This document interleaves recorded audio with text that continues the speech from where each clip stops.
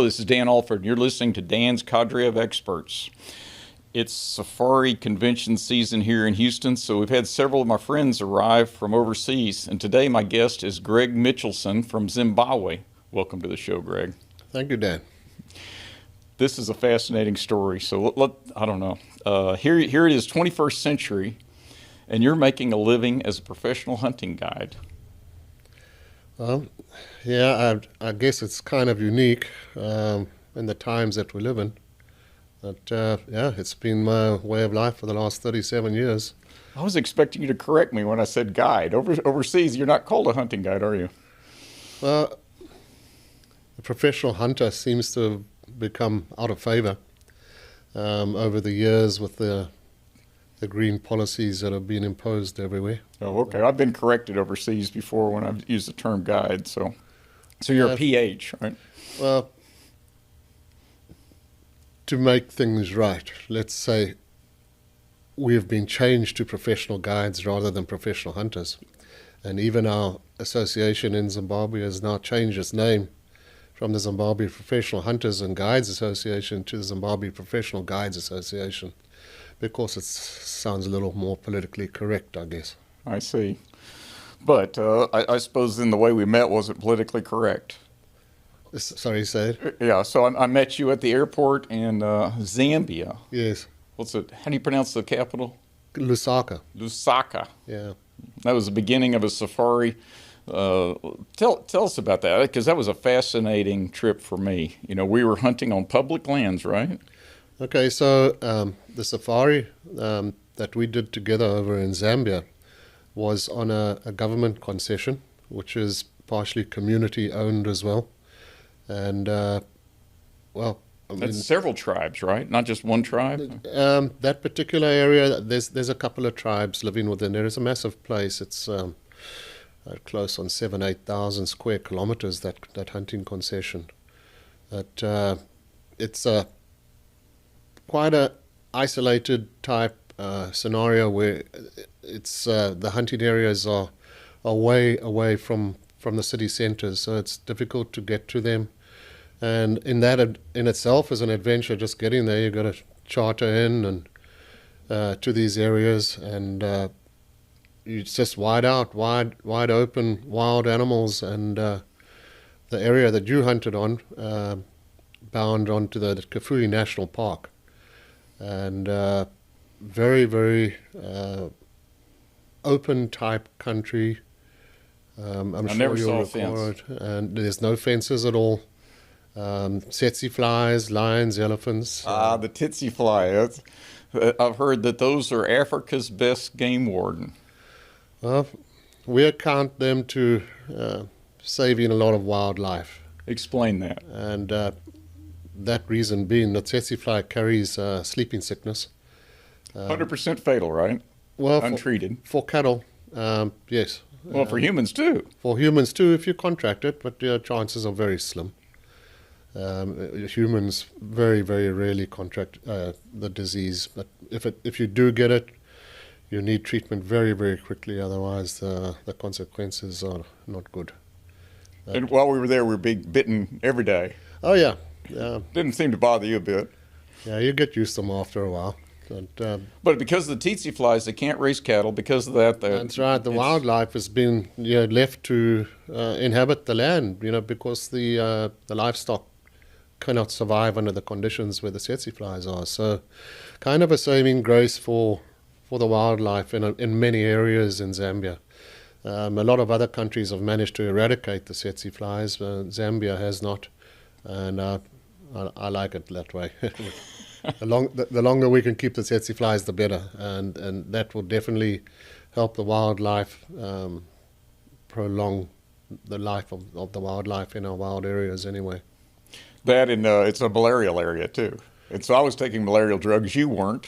What's your solution? You just catch malaria on a regular basis. So I've had malaria 30 plus times. Doesn't bother you? It does, makes you really, really ill. But I prefer to treat it than to take the prophylactics, which have been proven to be not very good for you over long periods. So I've been unless there's a couple of areas that I will take prophylactics because the malaria is extremely bad. But generally, I stay off it, and if I get malaria, I treat it. But the malaria, yeah, that's something that we hope in the future that some kind of vaccination or inoculation of some kind will come out that will, get rid of the disease, because it really is a massive killer of humans in Africa. Devastating. I know that we had one fellow that was with us in camp. I think the helicopter pilot had a bout of malaria recently. So everyone's like you, as far as I can tell. They don't take the prophylactic and they get malaria. Yeah, well, yeah, your chances are pretty good. Those areas are all malaria areas in Zambia. There's nowhere that isn't a malaria area. Even Lusaka, the capital city, has malaria in it.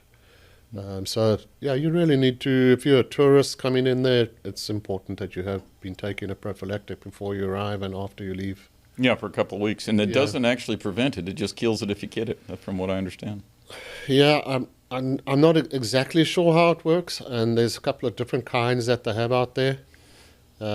But the ones that they prescribe me seem to be pretty effective. I haven't had any clients get malaria. Oh, the old drugs used to give you what they referred to as night terrors, which was worse than a nightmare. But the one you recommended last time, I noticed no side effects at all. Most of the folks are using Malaria these days. Mm-hmm. Over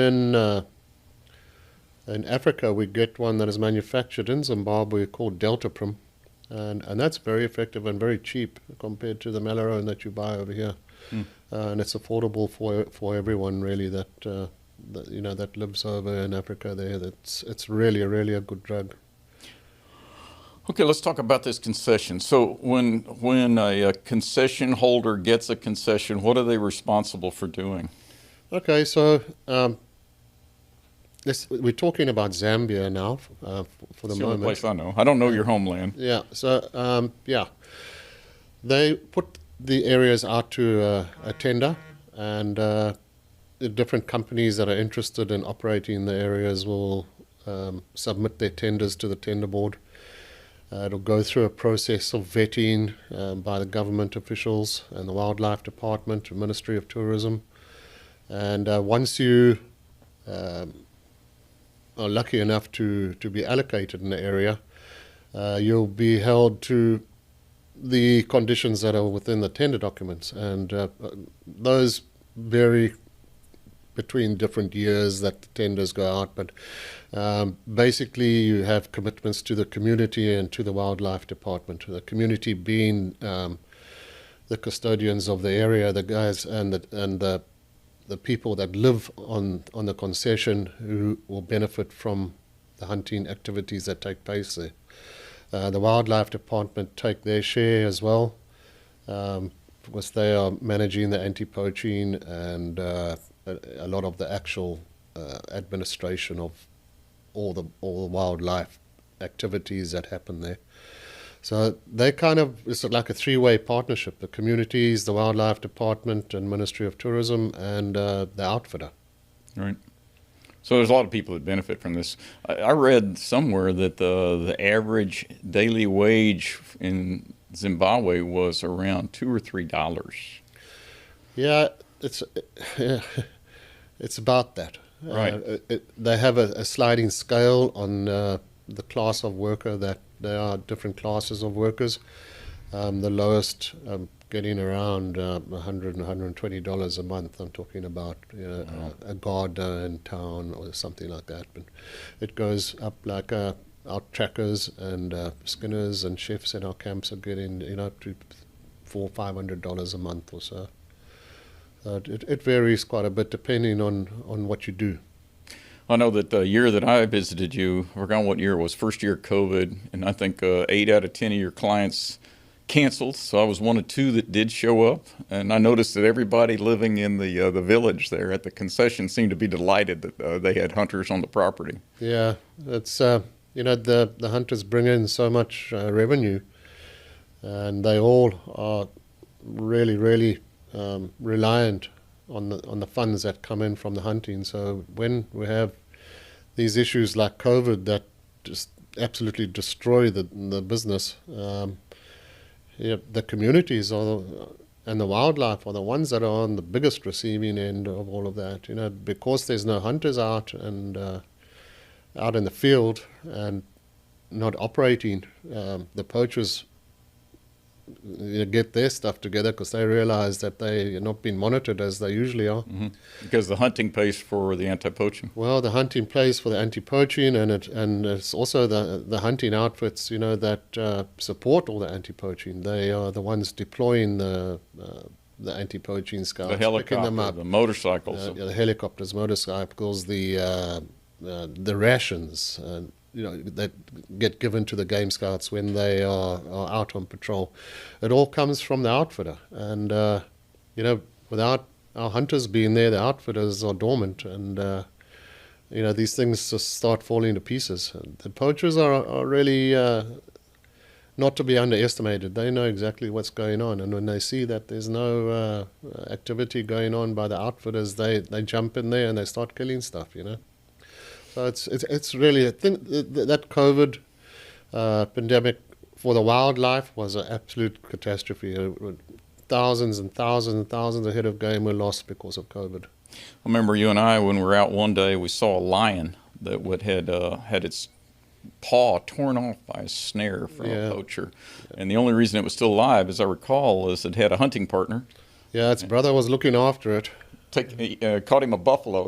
They were dining on buffalo that afternoon, I believe. That's right, I remember. And it's very sad. And we often see these lions and leopards running around, hyenas running around with 3 legs or foot missing. And it's not that the poachers are trying to kill them, but they're setting the snares for the buffaloes and all the plains game animals around the waterholes, especially when the waterholes are isolated.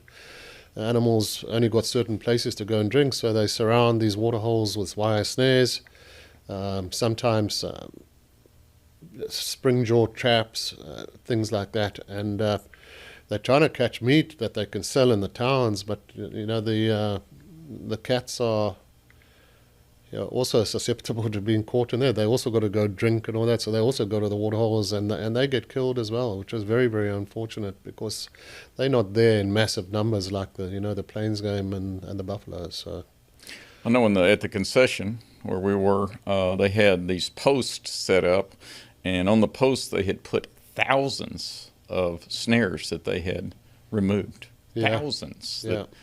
So there are several thousand less snares because of this concession. Well, I was shocked. That concession, when they first took it over, the concession that you hunted, they said, well, that place won't ever have any proper hunting ever again because the poaching has been so bad during one of the hunting closures, where the wildlife department and the outfitters were not present to take control of what was going on there. And the outfitter came in there, went to at his own expense, put a helicopter in there to do anti-poaching, motorbike teams, and had that place back on the map within 3 years. That's how quick these animals can come back if you give them a chance. Yeah, we saw herds of buffalo. Yeah, and that's it. That's just all the effort and control, and of course these things cost a lot of money. That outfitter definitely was not in the business to make a whole bunch of money. He was in there to put back to the wildlife. He had felt that he was obligated to help the wildlife, and that's what he was doing.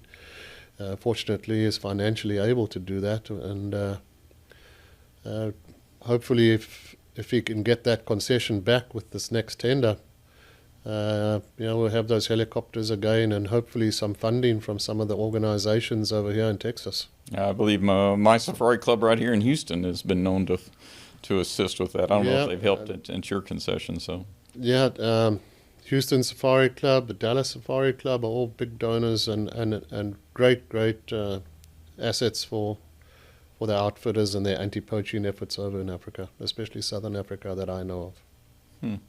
So is there hope? I mean, when I was a kid, I watched movies about safaris and never thought that I would go on safari. And now I am, and some of my greatest memories are walking around in Africa with you and other PHs. But do you believe that 50, 100 years from now, will there still be safaris going on?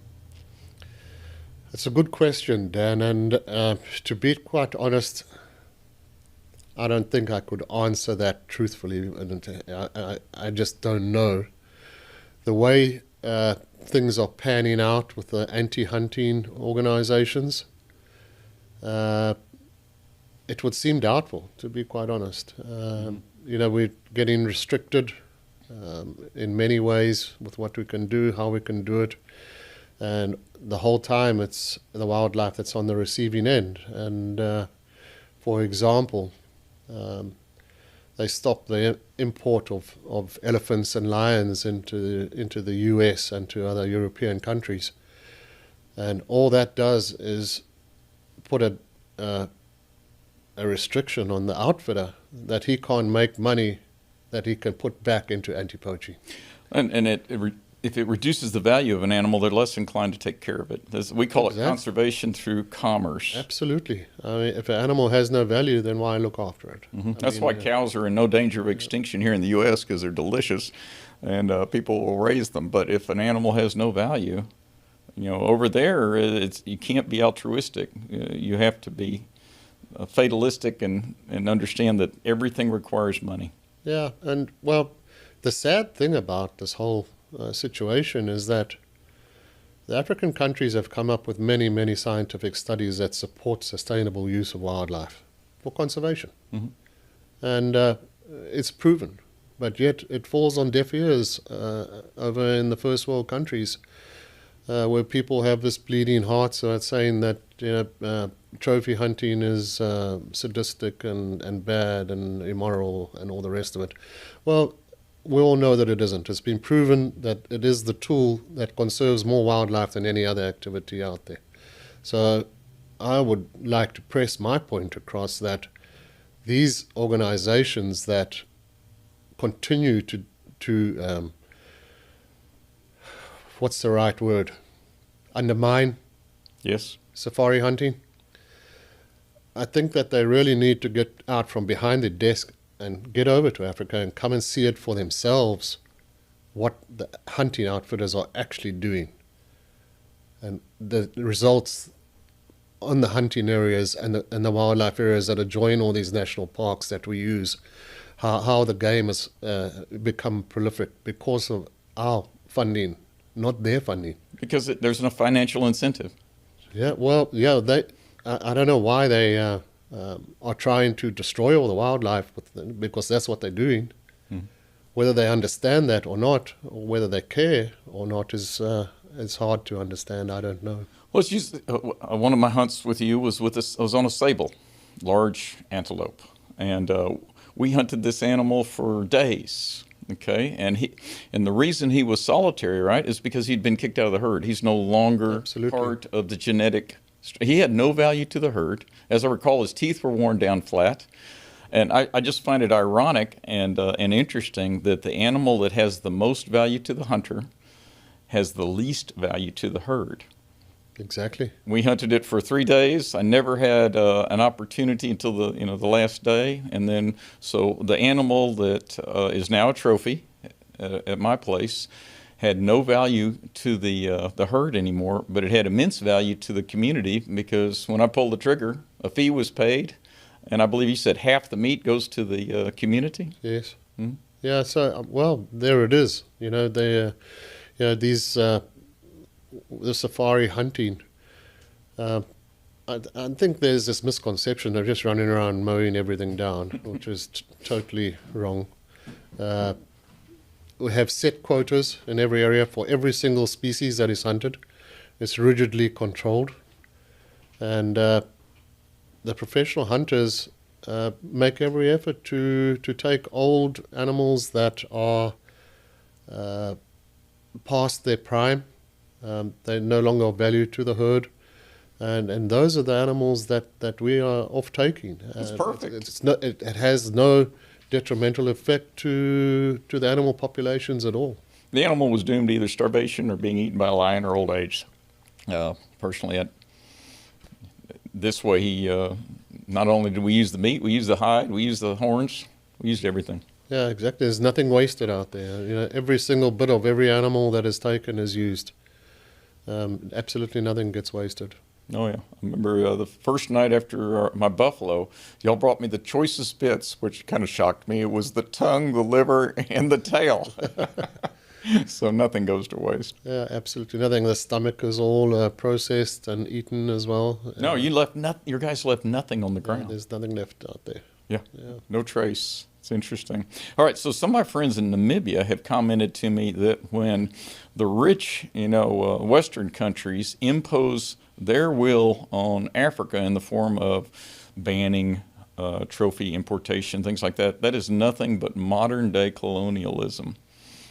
Well, I agree with that to a certain extent. I mean, it's hard to accept that a foreign government can impose restrictions on another government who has legally issued hunting permits for those animals, and those permits have been issued on the studies by ecologists with correct quotas being allocated, and then they won't allow the trophy to come back here. So basically what they're doing is imposing their law onto another government. They're crushing your industry and for their idealism. And at the end of the day, they are causing massive harm to the wildlife themselves. I think everybody ought to come hunt with you. And then they'll see it up close and personal. Yeah. There has been, in the last couple of years, a couple of legal cases that have been brought up by some of our hunting organizations over here in the US, and they've been successful.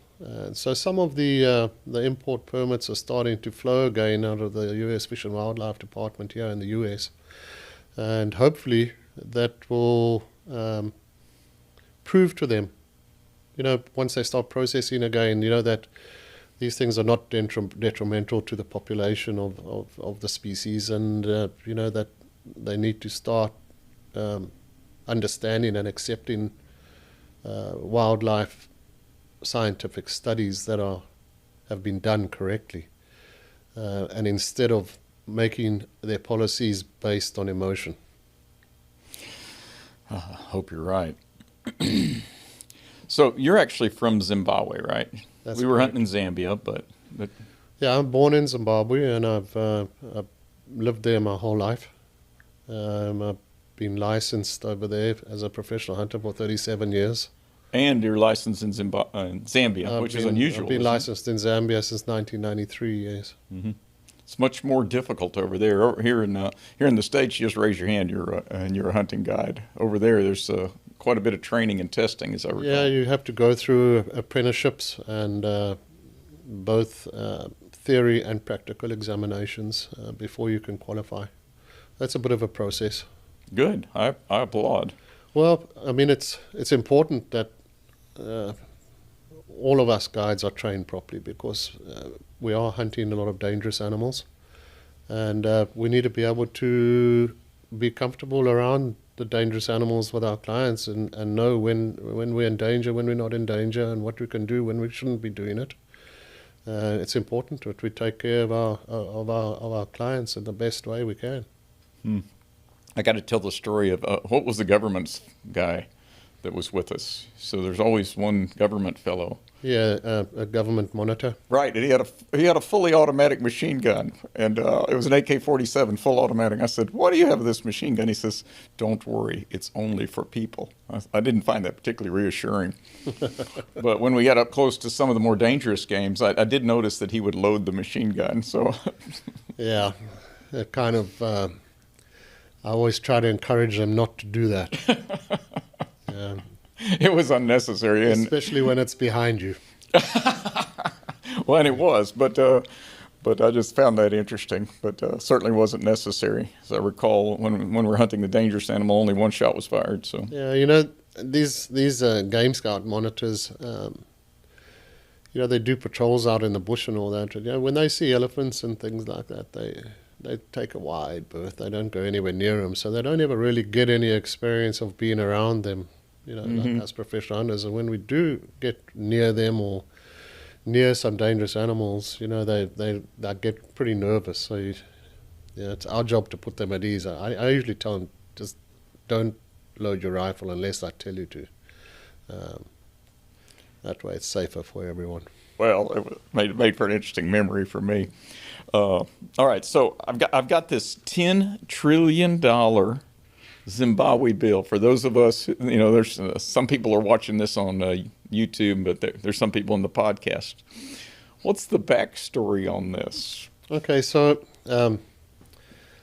in Zimbabwe some years back, and I don't remember the exact date, but I want to say it was somewhere around 2008 or so. This is 2008. Yeah, so around 2008 we hit some hyperinflation in Zimbabwe, and we were highest inflation ever in the world, I think, ever recorded. Worse than Germany, huh? Worse than anywhere, ever. Okay, and that's what I'm getting at. Is there a lesson for the rest of us? Because it looks like the U.S. is heading towards the same thing with modern monetary theory and infinite money printing. The experts put it down to our financial controllers. They're printing money. So are we. When you print money, you cause inflation. So, you devalue the money. Yeah, and it just got out of hand. Eventually, I don't recall how they finally got rid of all of it, but they dollarized, I think, and went back to the US dollar and used that as the currency and started from zero again. And we seem to be slipping a little bit back into a higher inflation rate again now, but that's worldwide. That's not just your country. Yeah, it's worldwide, and ours is apparently over 200% again. So Darn. That's pretty high. So a little bit of worrying times, and hopefully the economy in Zimbabwe can recover, and our policymakers get things right this time. Well, I hope you do. But you're telling me now that $100 trillion Zimbabwe bill is now worth $500. So yeah, gone full circle. There's not many of these big notes left around. The collectors have got them all, and they've become like some quite valuable, things. People are after them. So when I look back now, we just pretty much threw all ours away. So yeah, it's a pity we didn't keep them all. I don't even know what happened to all the ones that we had.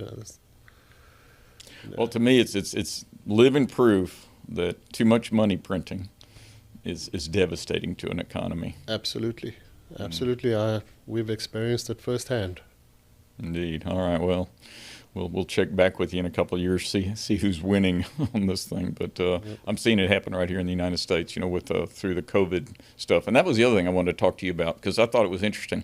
When I went over, everybody was wearing masks. It was this is the beginning of COVID and pre-vaccinations, and so y'all had a mask mandate. While I was there, I believe some of the Europeans that were in camp with us experienced a problem. I don't think they could go back without a COVID test. So this is prime COVID times. But I was looking at some data here, and it said that sub-Saharan Africa accounted for only 2% of the COVID deaths in the world, and yet it's 14% of the population. So can you explain, do you have any theories on how you had a 7 times better survival rate than the rest of us? There's a couple of theories out there, and I'm really not qualified to say. I'm not a doctor or have any doctor background, but your feet on the ground, so. Some people are saying it's because of the original British influence on all of the colonies there. Well, not all of them, but a lot of the colonies, and they had a vaccination system when for babies, and a period of time as you're growing up in your younger years. And I don't remember the names of all the different vaccinations that there were, but everyone gets them. Every single baby has a vaccination card, and you go through the series of vaccinations as a kid, and they're saying that maybe that had something to do with it, that there's some sort of immunity to the COVID that was, because of all the inoculations we received as kids.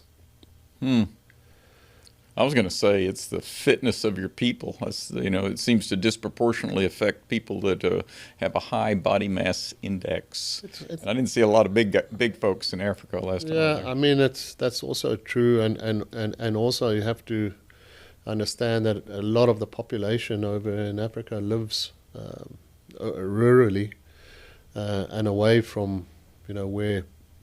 So it reduces the transmission rates? Yes, exactly.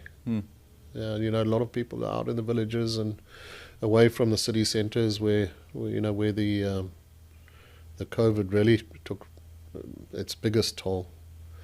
You didn't hear much COVID out in the bush. You wouldn't hear many cases. But we saw people living out in the bush wearing masks. Yeah, well, because they were made to. Right. It became mandatory to wear a mask. Otherwise, you get fined. So people just wear them. I find it ironic. I was supposed to wear a mask to avoid a very low fatality rate disease, and that we're being exposed to sleeping sickness, which is fatal, and malaria. Exactly. I was paying a lot of money to be exposed. Oh, there's just so many kind of weird policies that were made with the COVID. It made no sense at all. But yeah, it is what it is, and hopefully it's behind us now. I hope so, Yeah. for your sake and the animals' sake too. Well, tourism is at the mercy of things like COVID, and once you get something like that shuts down world travel, it's really it's just terrible. The situations have just become terrible for the wildlife, and it's the wildlife that is at everyone's peril there. I mean, it's just that's what takes the biggest knock. And if people would only just understand